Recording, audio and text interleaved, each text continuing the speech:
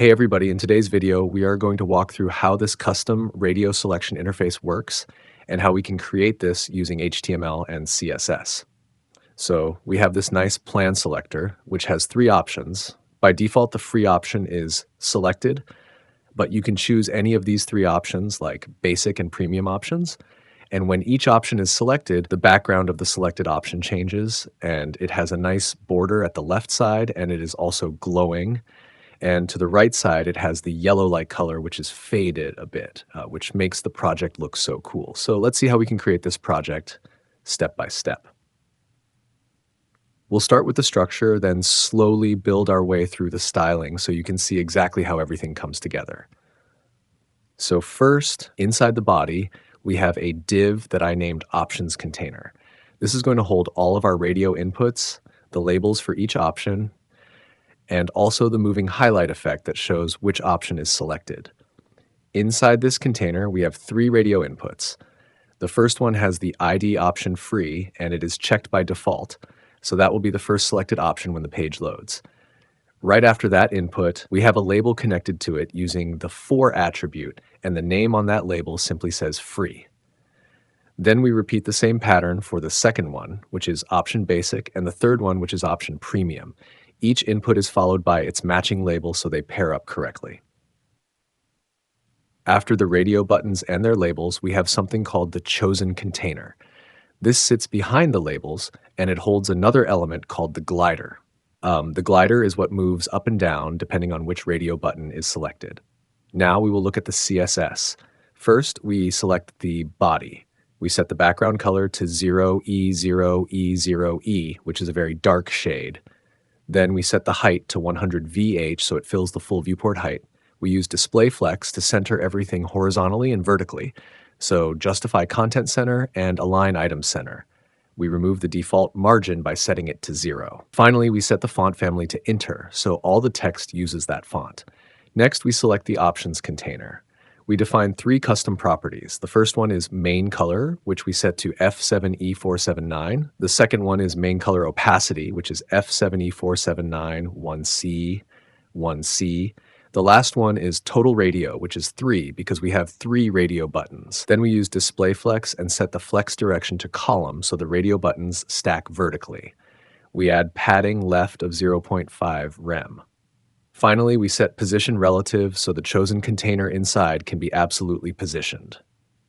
Now let's move on to the inputs inside the options container. We select options container input. First, we set appearance to none. This removes the default browser styling of radio buttons so we can fully customize them. Then we set cursor to pointer so the mouse changes when hovering, showing it is clickable. Next, we style the chosen container inside the options container. We select Options Container, Chosen Container. We set Position Absolute so it can be positioned inside its parent relative container. We set Width to 1 pixel, which makes it very thin. Then we set Left to 0, Top to 0, and Bottom to 0 so it spans the full height of the parent from top to bottom. Finally, we set the background to a linear gradient. This gradient goes from 0 degrees with transparent at 0%, a dark gray at 50%, and transparent again at 100%. This gradient gives a subtle vertical effect behind the glider. Now we focus on the glider inside the chosen container. We select Options Container, Chosen Container Glider. First, we set the height using calc. We divide 100% by the total radio custom property so the glider matches the height of one radio button. Then we set the background to a linear gradient going from transparent at 0%, main color at 50%, and transparent at 100%. This creates a highlight effect in the center. Next, we add a transition for transform with a duration of 0.5 seconds using a cubic Bezier curve of 0.37, 1.95, 0.66, 0.56. This makes the glider slide smoothly when changing options. We also have glider before. We use the content property with empty quotes to make it appear. We set position absolute so it sits inside the glider. Then we set height to 60% and width to 300%. The top is 50%, and we use transform translate y negative 50% to center it vertically. The background is set to main color and filter blur 10 pixels. This creates a glowing effect behind the glider. Next, we look at glider after. Again, we set content to empty quotes so it appears. Position is absolute, so it stays inside the glider. Height is set to 100% and width to 150 pixels. Then we set the background to a linear gradient that goes from main color opacity at 0% to transparent at 100% horizontally at 90 degrees. This adds a soft horizontal glow effect on the right side of the glider. Now we move on to the labels inside the options container. We select Options Container Label. First, we set cursor to pointer so users know they can click on it. Padding is 1 rem to give space around the text. Color is gray initially. Then we add a transition for color over 0.3 seconds with ease in out to make the color change smooth when the input is checked. Next, we handle the checked state of the inputs. We select Options Container Input Checked plus Label. We set the color to main color so that when a radio button is selected, its label changes color.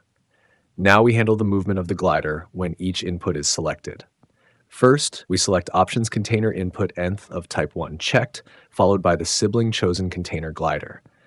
We set Transform Translate Y0. This means when the first radio button is checked, the glider stays at the top.